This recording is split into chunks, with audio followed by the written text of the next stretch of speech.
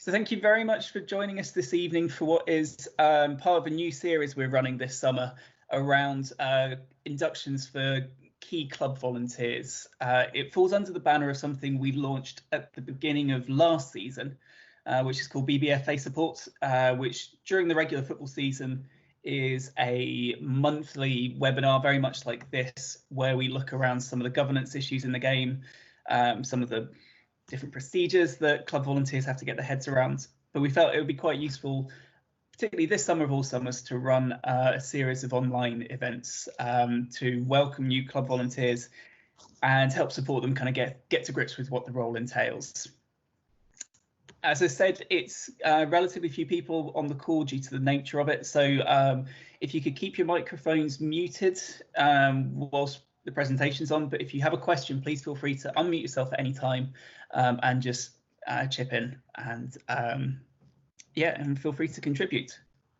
So welcome, as it says on the screen. For those of you who haven't met me previously, my name's Alistair Kay. I'm the Football Services Manager at Berks Bucks. So I head up the Football Services team, and our role is to support clubs as much as we can, basically. It's we pick up the administration and try and help around any of the technical sides of club administration, so whole game system, affiliation, player registrations, discipline, and so forth.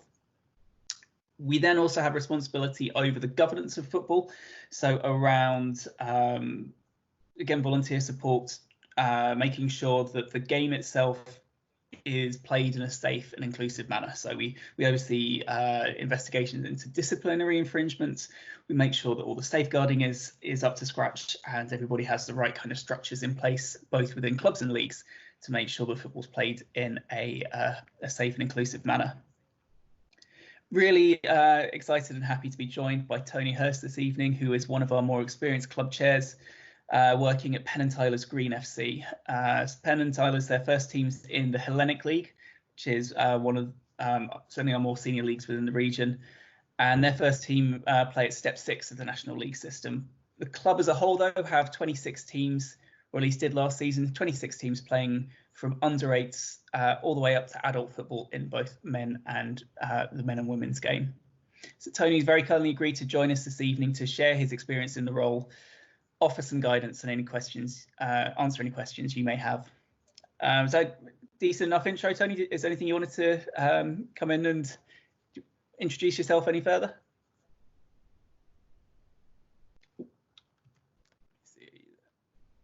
Okay, take silence. Hello? Yeah, sorry. There we go. Hi, Tony. Sorry. I'm used to Zoom meetings. This is my first Microsoft thingy. So, now, as I said, obviously experience means I'm old. So, yeah, that's fine. Yeah, I haven't had anything to add at this moment, but yeah, no doubt I will, because people say they can never stop me talking once I start. So, there you go.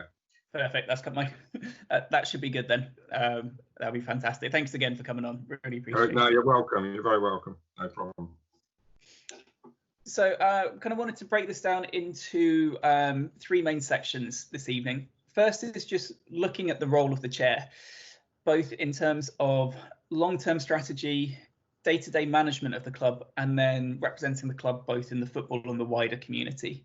Those are sort of the 3 key areas of responsibility that and 3 main functions you'll have to fulfill.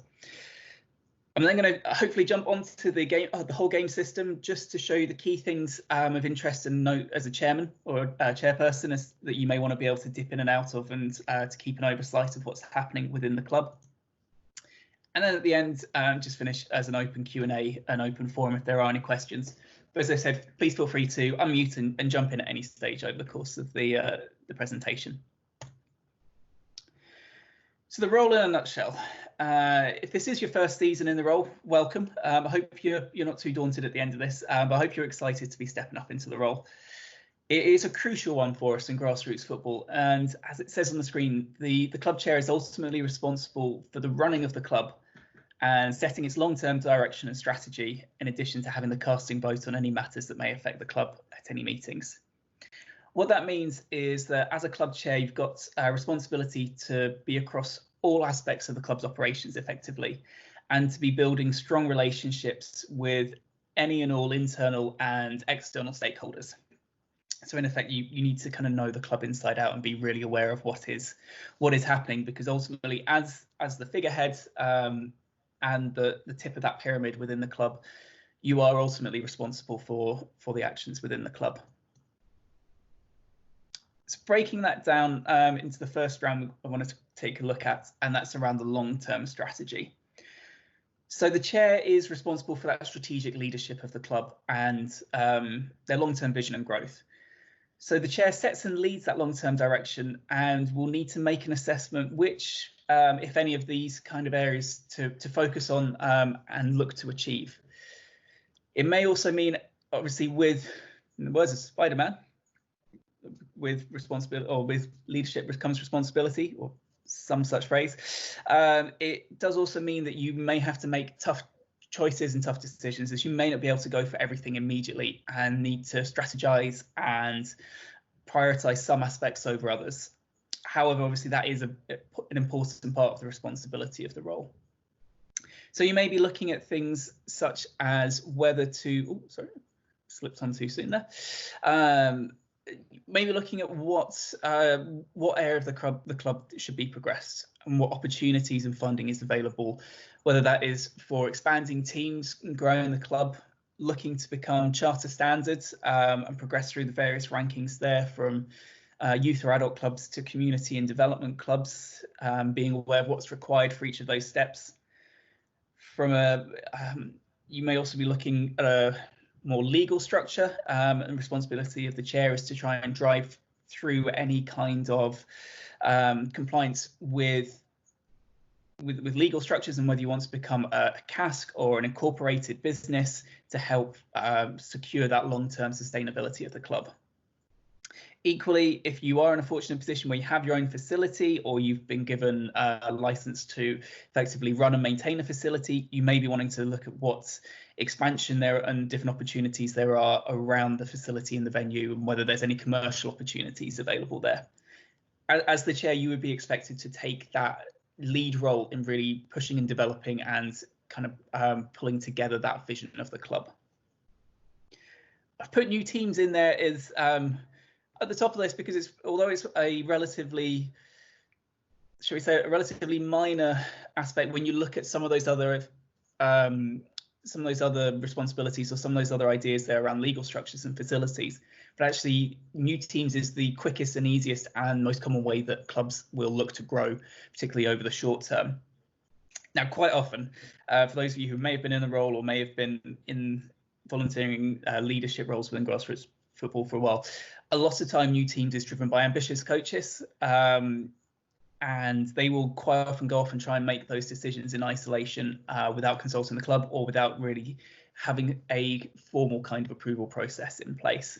It's important to remember that any kind of decisions around new teams, particularly if it involves setting up a completely new strand to the club, say you're looking to for the first time introduce women's football within the club, that those decisions need to be taken with an acknowledgement and awareness of the bigger picture of the club and the longer term development plan. Every new team you add will incur financial commitments and additional risks to the club, so there should really be some kind of an approval process in place for any teams, any expansion and growth of teams, which ultimately would be led by the chair, who has that broad picture and understanding of the club. And again, that's sort of where some of those conversations around difficult conversations and difficult decisions you may well have to take.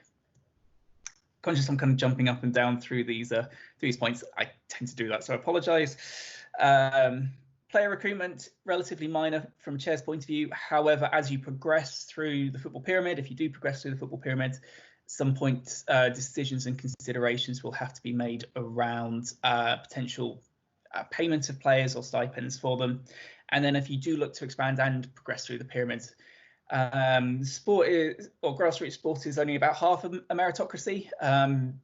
Promotion through the step system, and Tony can probably speak on this with a lot more experience of the nitty-gritty of it than myself.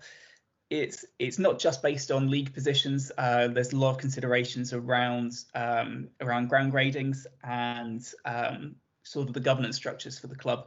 Quite often, teams need to declare, or clubs need to declare, an interest to get promoted by the 31st of December for it to take effect from the following season. So again, if you are looking to progress and grow the club through the football pyramid, you need to be thinking long term, because it's not just going to be dependent on ultimately on your where the team finishes in the league that season. Additionally, then around the strategic leadership would be leading and being aware of any funding and development opportunities.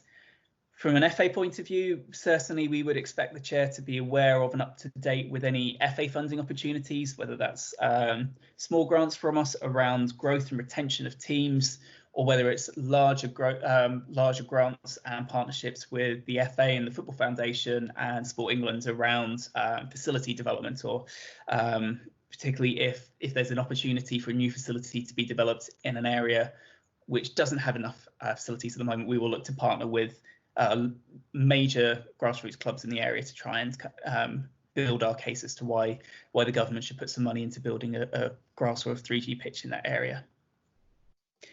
Outside of that, though, you'd also be expected as the chair to look to build your own external partnerships and take the lead on any potential commercial deals within the club.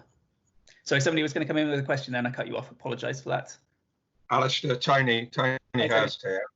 Obviously, picking up on the points you just made there, obviously at Penn and Tyler's Green over the last few years, we've applied for various funds and we've financed a brand new pitch, which we believe to be one of the best pitches in the area, if not the best.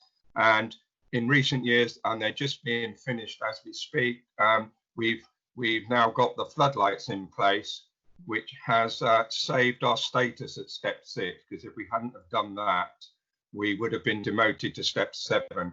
And both of those things have been heavily funded by various FA grants, etc., etc. So we're very grateful for that, and we wouldn't have been able to do it without it. So we've obviously got a great experience in accessing those grants, and I totally concur with what you said. You've got to have people in the club who are assigned to that job, and their job is to access these funds accordingly to finance these projects. So that's what we've had to do over the last 4 years in relation to that.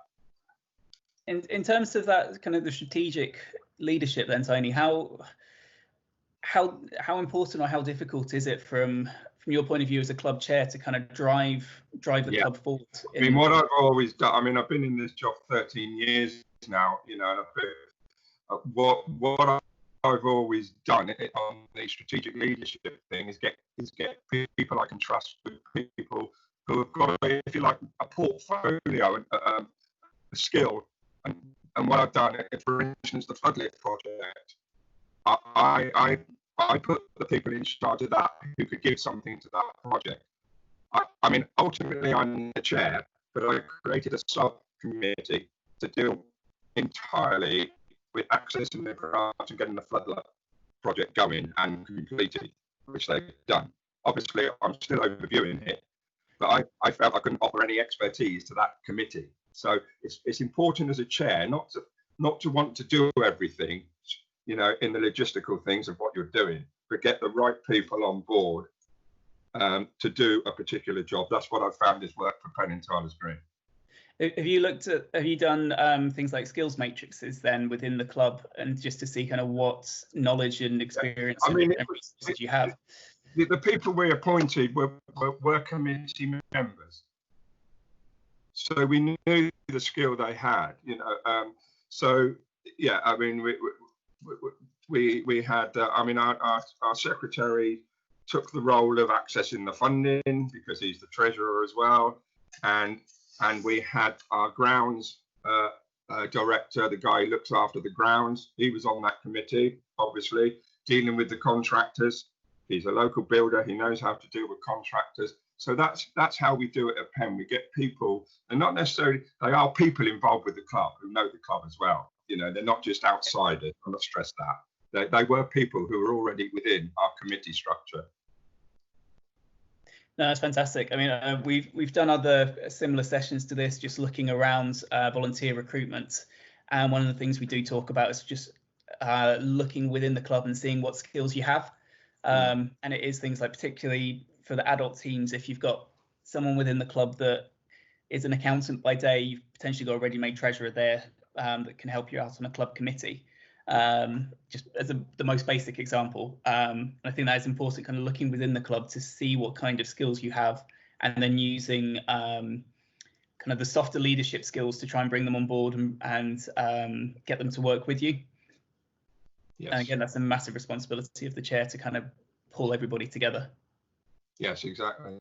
Yeah, Brilliant. Exactly. So actually, that sort of kind of leads me on quite nicely, almost like a segue there, just around the day-to-day management of the club. I say day-to-day, it's week to week, I guess, but around the organisational administration side of it. So the chairperson, of the club is ultimately the chair of the club management committee and is accountable to the club members, but responsible for the leadership of the committee. So that means on a regular basis, you'll be chairing and managing meetings, leading them and ensuring that they're conducted in an efficient, effective and focused manner. Obviously, a large amount of that does rely on softer people skills and that ability to lead, influence and mediate between others. And that can involve anything from regular club management committee meetings, ad hoc committees, as Tony said, special project groups, if you are working towards a major piece of funding or infrastructure, and then right up to annual general meetings certainly for the larger community clubs which operate that kind of governance structure. In addition to that, as I mentioned earlier, the club chair is ultimately the peak of the pyramid and is responsible for the behaviour of those within the club. Partly that means ensuring ongoing compliance with legal responsibilities. And again, this is speaking probably more towards the higher end clubs and the more formal structures. But if you're an incorporated business, obviously there's responsibilities then around filing financial reports and AGM minutes and so forth, and any requirements you have under Companies House or the Charities Commission if you're registered as a charity. But even then, within local footballing responsibilities, you will ultimately be responsible for making sure that you comply with any FA safeguarding regulations and so forth. Equally, internally, you may be called upon from time to time to try and resolve complaints or disputes between the members. So that could be even just between players, coaches, or the youth clubs almost in particular, where there's disputes with parents and coaches around playing time and so forth. Again, it's where the role of the club chair, the buck stops with you ultimately, but if you can bring people in and chair those meetings effectively and mediate between them, you can stop some of these issues getting towards or getting more serious and potentially losing members later on down the line.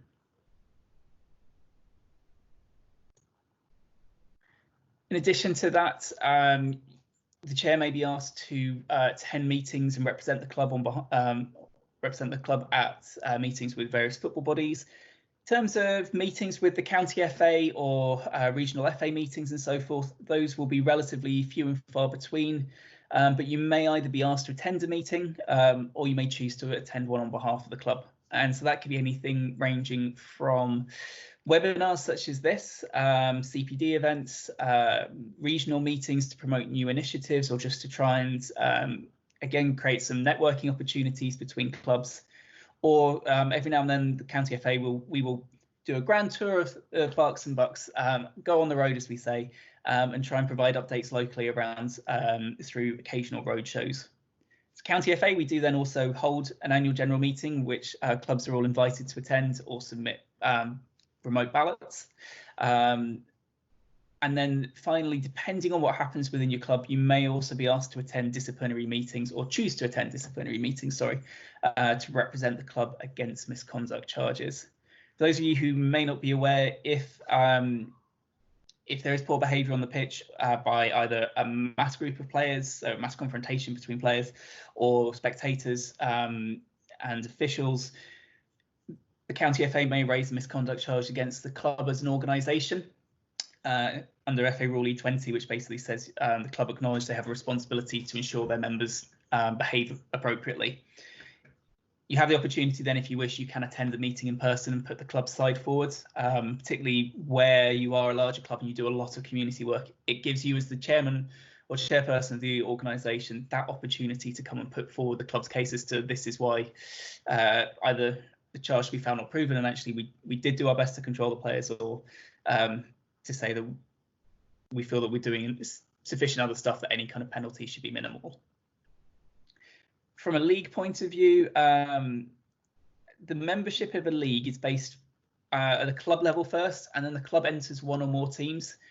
So as such, particularly in the larger leagues, they will quite often ask for a senior club official to attend AGMs or league meetings to represent all teams within the club. Smaller leagues where you have 20 to 30 teams, they may be satisfied going with the managers meeting. But your major leagues, your Hellenics, your East Bucks Football Alliance, Thames Valley Premier and so forth, where a single team may have upwards of 10 teams competing in the youth groups, they may well ask just the secretary and chair of the club to attend. And that way, when you are voting on matters at the league, you're voting it with that perspective of how it will impact football across the board and every age group and within the club. All too often, if you rely on a team manager, again, they may be too focused on their own team's chance of success. So they may not have that appreciation and understanding of how some of the other decisions, particularly around league rules and so forth, may impact the club.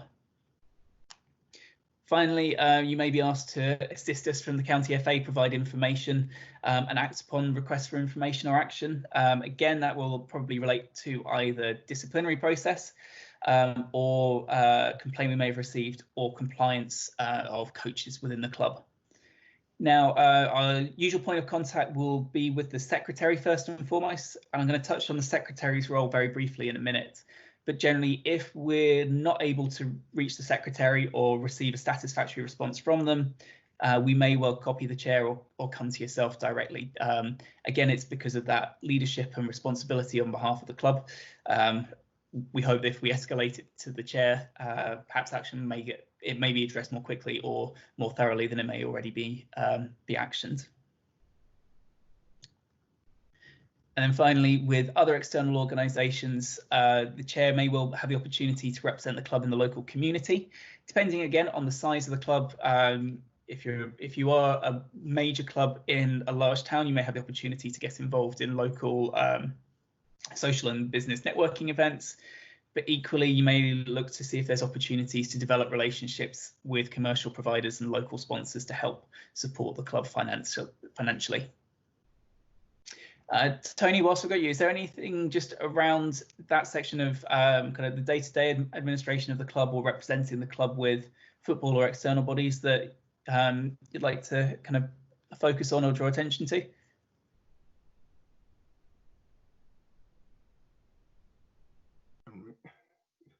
Yeah, representing the club in the local community, that point, or the commercial providers and sponsors. At just any aspect, really, if there's anything you feel is kind of important. Once again, we have a marketing and media director, for want of a better term, who is very proactive in doing this sort of stuff. I mean, we have a column in the local Village Voice, as it's called, every quarter, where we give a resume of what the club's been doing and what's on at the club, i.e. social events, etc. And obviously, because we have the social side of our club, i.e. the bar, the clubhouse, we're always trying to network with those members, for sponsorship, etc., etc. So we've got quite a good network branching out locally to try and capture all this sort of stuff. Yeah, so that's sort of how we do it. Yeah, but we have it goes back to what I was saying earlier. Over the years we've now got a marketing and media man who deals with all this stuff. And I'd just like to say, all these guys, they do report into me, the chair, and the committee every month. We have meetings every month where all this is discussed and all comes together. No, perfect. That sounds good. Thank you very much. Just going to quickly touch on the role of the secretary. So we hosted a similar session to this last week for club secretaries across the county. These two slides we're going to share were delivered to them, and I feel the chair secretary relationship is certainly vital to effective running of the club, and helps support us at the county FA's level. So the club secretary is seen as the primary administrator and the main point of contact for people within and outside the club on just about every aspect of the club's activities. So similar to the chair, they would be expected to have a really good knowledge of all of the club's activities and to know that club inside out. And again, would be expected to be able to build strong relationships with internal and external stakeholders. The difference really is that the secretary is more of the administrator, maintaining the records, supporting the committee through the administrative processes, whilst the chair is looking at that longer term strategic vision and looking to develop the club. But equally, one struggles probably to act or to function effectively without the other, and so it is a really key relationship there within the club. And then from a county FA point of view, the club secretary will always be our primary point of contact for pretty much all communication. They're then expected to pass that on to the relevant people internally as needed. Now, the reason that works, and this is a structure that works throughout football, up and down pretty much every level that I've been involved in. And I used to work for a national association, very small national association, and communications coming out of FIFA would always come through the general secretary of the national association, rather than try to go to each individual administrator depending on the role.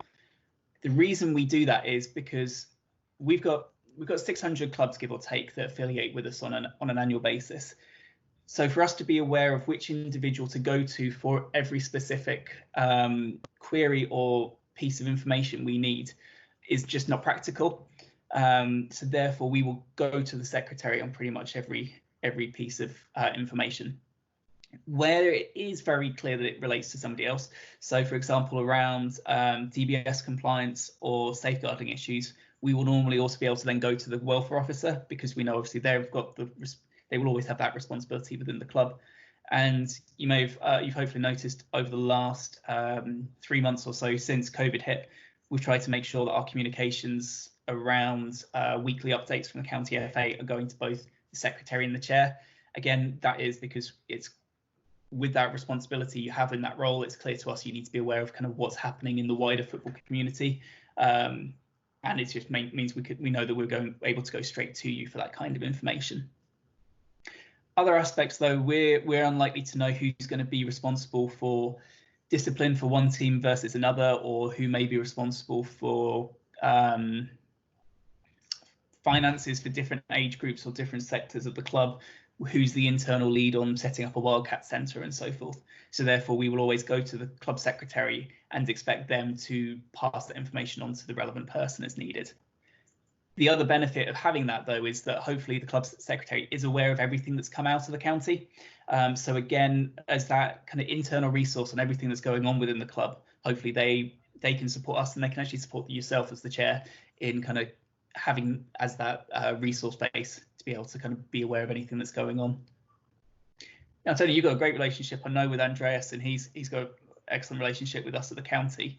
How have you managed to kind of create that relationship between the chair and the secretary, and how important do you feel that is within running the club?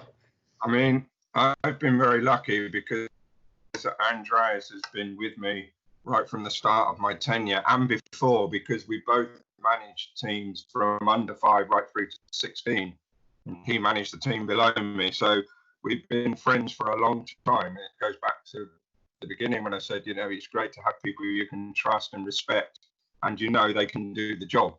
That's what I've always tried to get around me. But you know, people like that. I mean, so that's the relationship I've got with Andreas. It probably stretches back 20 years.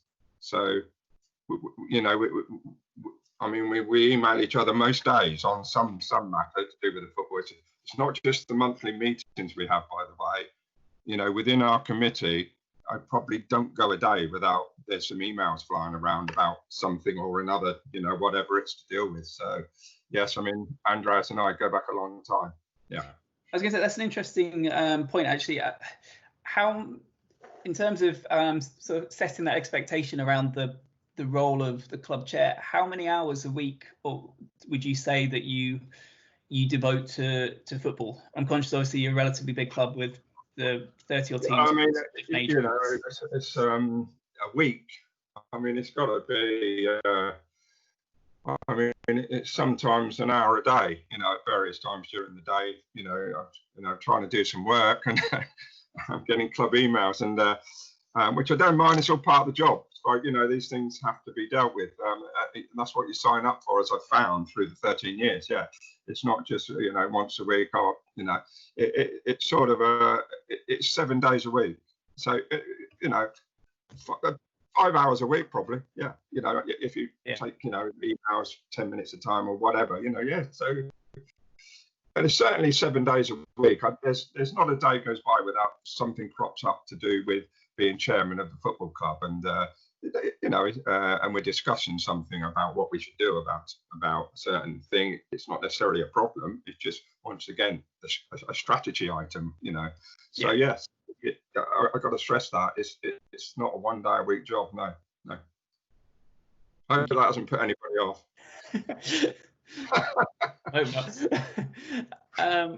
What I'm going to do quickly is I'm going to see if I can log on to, well, hopefully I should already be logged in, but go and share the whole game system screen, just so you can see the general club dashboard, and what useful information is available on there as a chair. I need to have this loaded up, don't I? So bear with me 1 second. There we go. That's the one. Right. Oh, see, I didn't go back to the homepage earlier. Hopefully, everybody's aware of the whole game system and what it is there for. It is kind of the system we use to run grassroots football across the entire country. And as chair of a club, you will have access to it, and you'll have a dashboard on there which gives you some useful day-to-day information about what is happening within the club, and what's been happening on and off the pitch. When you first log into the whole game system, you'll come to this landing screen which will show your different roles. So if you're with different clubs or have different roles with different clubs or leagues, each one of those will have a tab across the top, and then you will have a list here of any notifications which have come in. The notifications will give you information around new invoices that may have come in, or new disciplinary cases which have been raised against the club. You can stay on top of those and manage them. Once you've read them, you can just click mark as read, and it will then disappear from the list next time you log in. If you do need to go back and find an old one, and certainly if there's shared roles within the club, like a chair and assistant chair and so forth, you may find that the notification disappears after one person marks it as read. But if you come up to this top right hand corner, you can always click on the all button, and it will show you a historic list of all different notifications that have come through. If I now just come through, oh, that seems to have frozen. That's not good.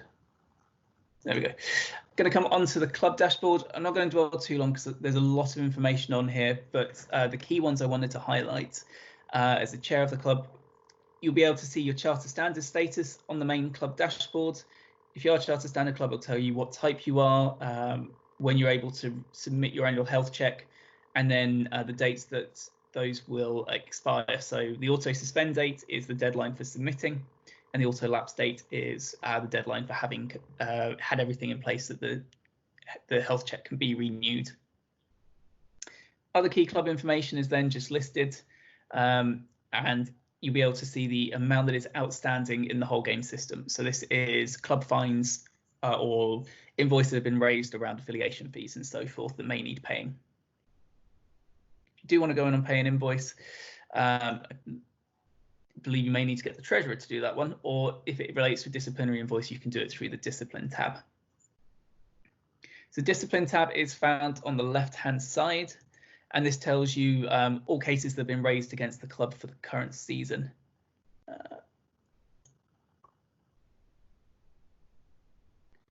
And I've just realised that when I created some test cases, it probably fell under last season, didn't it? Let's see. So I created test cases before the club secretary one we did it the last Monday in June.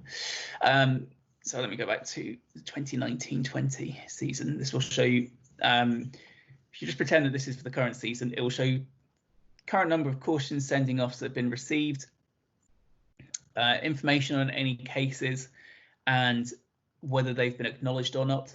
Now, every case needs to be acknowledged by the club before to confirm that the player's details are correct and to confirm that the club's aware that that card has been issued. So for every player, we need to have their date of birth and address listed on the whole game system. About 90% of our leagues now use the whole game system for all of their player registrations. So most of that information should always be on there.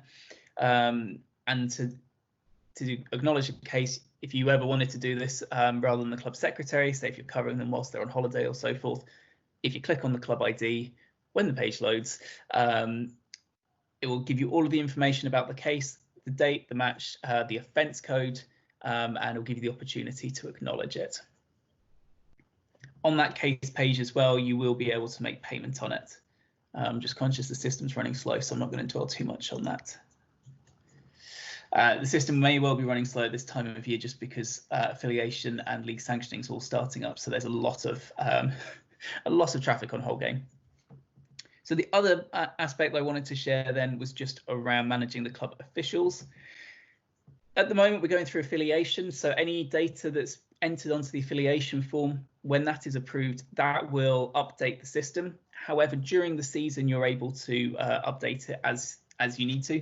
I just wanted to draw this because if, for example, the club secretary were to change over the course of the season, then you want to be able to make sure you can go in and install the new person into the role. So to do that, you'll see the key officials. If you come over to the right-hand side, where you think you may be able to delete someone, it comes up with a blocker. And the reason for that, as it says, is that a key official cannot be deleted. So you must always install a new replacement in order to remove the old volunteer. What that means as well is, let's say secretary steps down with immediate effect and you go through a recruitment process to appoint a new one. You may need to appoint, let's say, yourself down just as secretary in the interim period to remove that individual's access to the whole game system. But to add a new official is nice and easy. Click on the blue button up here. This is where I am going to have to try and see if I can show you how to do this. I'm going to see, hopefully Liz is on there. And hopefully I can remember her date of birth. Yes, perfect. So you just search for the official that you want to put into the role. You can either do it by their fan number or by first name, last name, date of birth, as I've done here. Provided they are on the system and there's only one record for them, check the box by the name and select the role that you are going to put them into. So let's say I'm replacing myself as secretary for the office and putting Liz in that role. You then just select the start date, put it as today, click OK. And you can see that that has now been updated on the system. For more minor roles, it's the same process to add them. So let me just give you an example. Just add myself. Let's say that you're adding myself as a player registration officer. I can find it. Player registration officer, there we go. And again, effective from today. That updates the records immediately and gives that individual, so in this case myself, access to log on to the club to update player records and so forth. Now you can set expiration dates for those in advance. So if you only want to give people access to assign players over the course of the summer, you can set an expiration date for today, or you can set it at some point in the future when it will automatically expire. If you do want to remove them immediately, just put today's date in, click OK, and it automatically removes from the list. Final trick I wanted to show you is a useful one that I'd recommend you do at the start of every season, and that is to click to come into the club officials and download a report of either club officials, team officials, and players, which will give you information around who has been appointed to what role,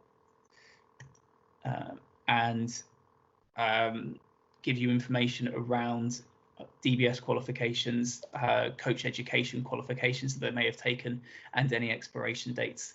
that's really useful to help you with planning for longer term information around needing to reappoint or resubmit DBS applications, or to get either perhaps host a standalone course, or to get some of your individuals qualified for, or recertified for safeguarding children, emergency aid, and so forth.